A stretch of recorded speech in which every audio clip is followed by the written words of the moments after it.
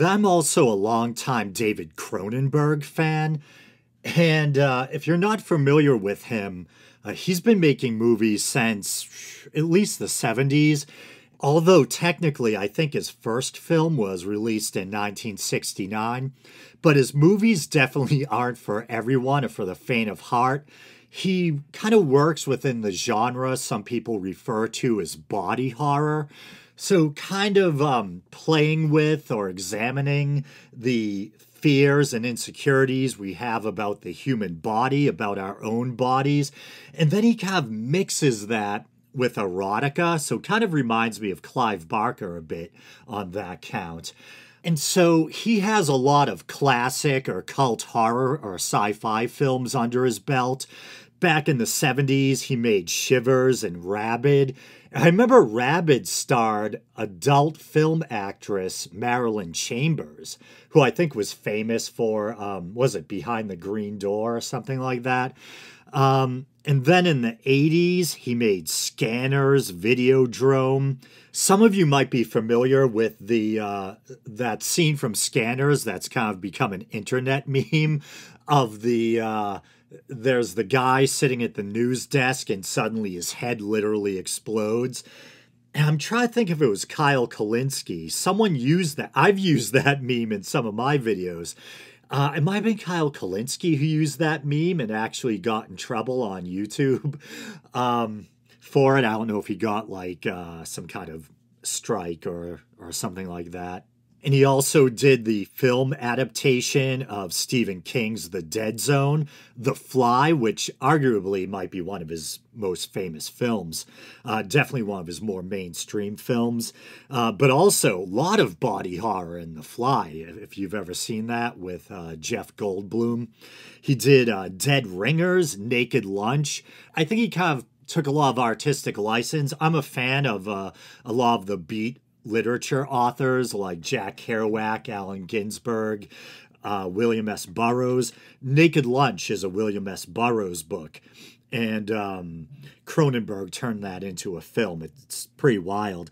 And one of my favorite Cronenberg films is Crash, not to be confused with a later film named Crash, which kind of tackled social and racial issues, etc.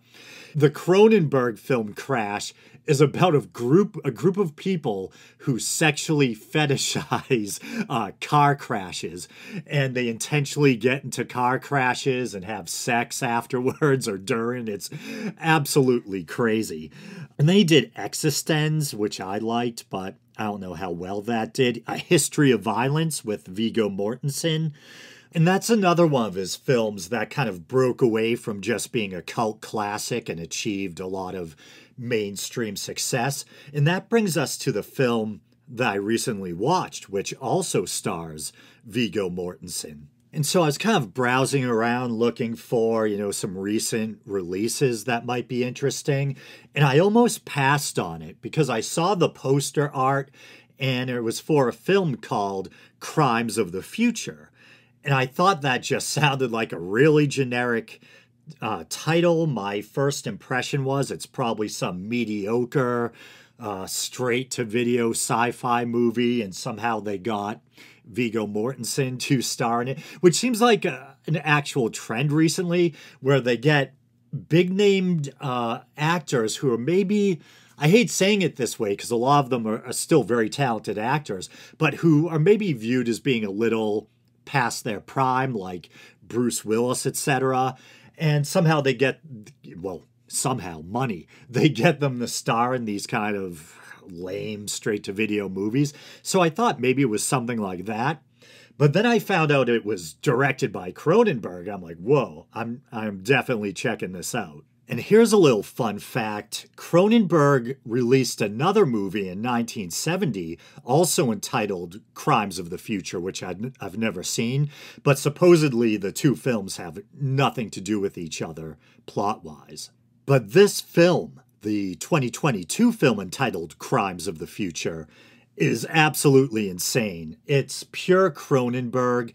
He's almost 80 now, and he has not lost his edge at all. If anything, I would say this film might contain some of the most disturbing content I've ever seen in a Cronenberg film. In fact, there's one scene where I feel like Cronenberg may have finally gone too far, even for me. And so the plot is pretty wacky. It takes place in this dystopian future where humans have evolved to the point where they no longer feel pain and are no longer susceptible to infections. And so this is very Cronenbergian. Did I just make up an adjective?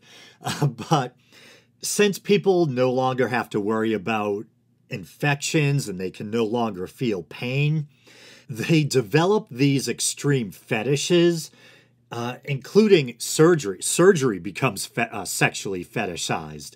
And so performance artists will have themselves cut open, their organs removed, while crowds of people gather around snapping photos and getting sexually aroused, etc. And then, and thusly enters Viggo Mortensen. And I don't know what he's doing, but what his diet is or whatever, but he looks pretty damn good. Viggo Mortensen stars in this film, and he's in his 60s now, and he's still very charismatic. He's still handsome looking. So he's this famous performance artist, and he has a like an attractive female assistant. I forget her name. I think she's French. And she starred in that controversial film years back entitled Blue is the Warmest Color, I believe. And so they're this kind of performance artist duo. And he has this weird thing where his body is evolving and he develops all these new organs. And in the future, there's this thing called the, I think it's called the National Organ Registry or something like that. And so there's a law that if you develop a new organ or if you're going to have an organ removed, you need to have it tattooed while it's still in your body.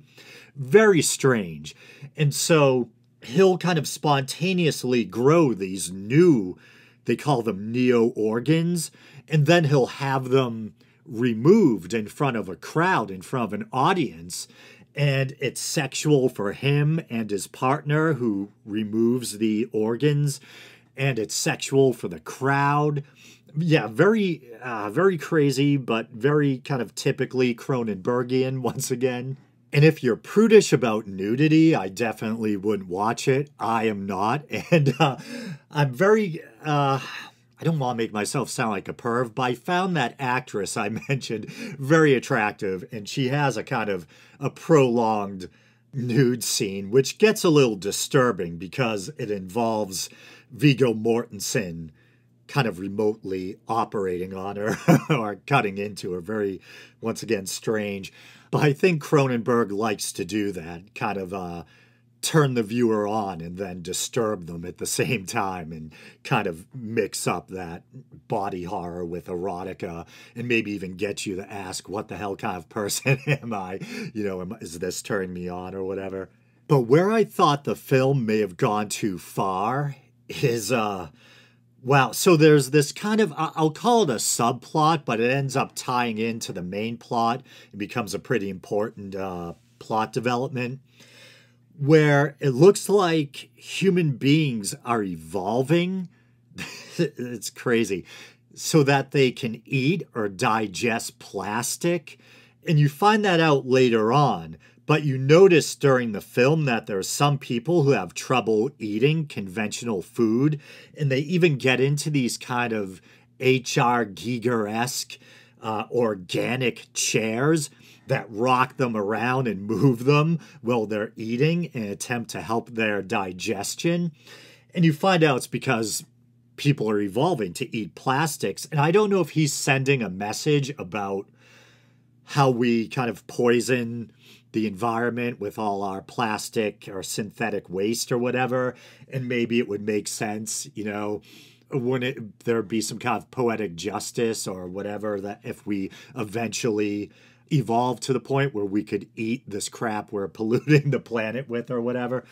But I'm saying whatever a lot. This is unscripted, so I apologize. Maybe make a drinking game of it. And so where it gets really disturbing, and this is a major spoiler, but there's this child he's one of the first characters we see in the movie. We see him like eating a plastic wastebasket, and his mother's just watching him. And yeah, really disturbing plot point. But this isn't what ultimately I found possibly crossing the line.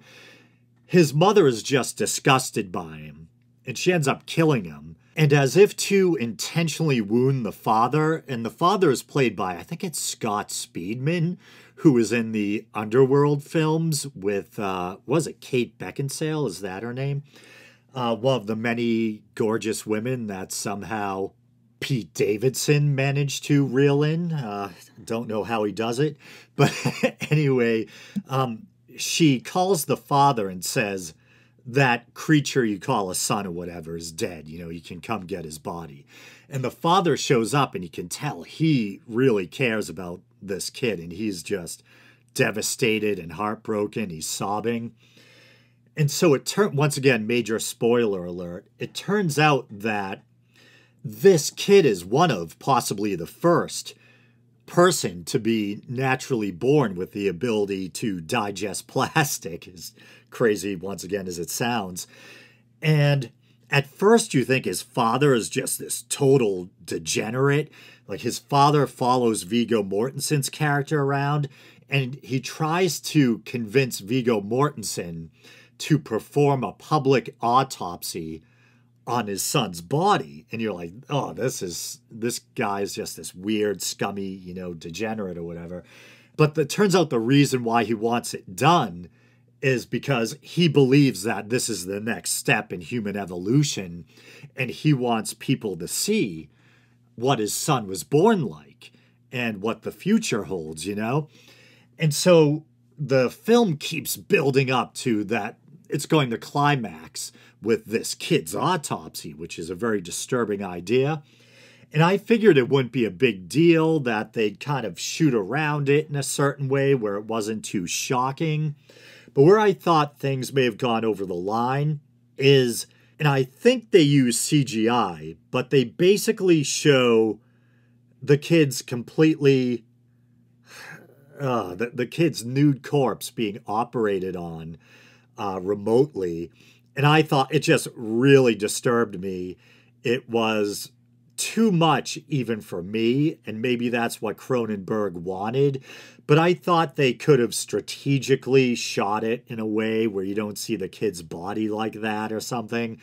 So yeah, that's where I thought it was too much. And so after telling you about that, I mean, I feel weird saying I still thought it was a good film, and it really left an impact on me, and it stayed with me enough that I thought I'd discuss it on the show. But that one part really did disturb me. And not like, usually when Cronenberg films disturb me, it's in a way where I enjoy being disturbed. I enjoy being unsettled, or I like the fact that he kind of crossed a line in kind of a sick yet fun way.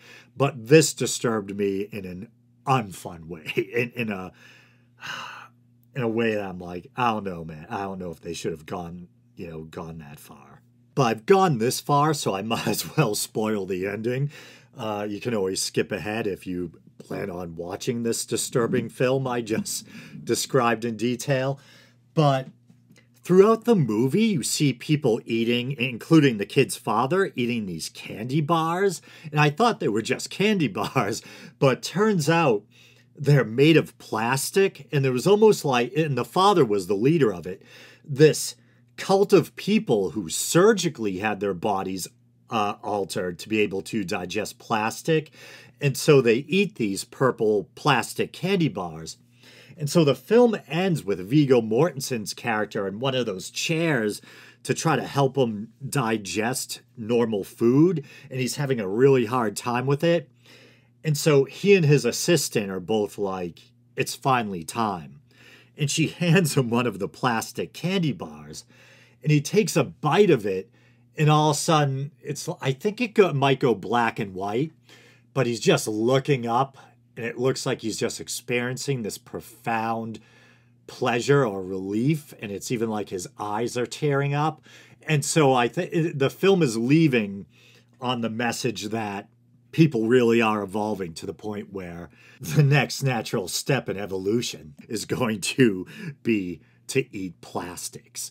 And once again, I think maybe Cronenberg is sending a message about pollution and waste and what that's going to mean for the future, etc. But I liked the way the film ended. I thought that was kind of a cool ending.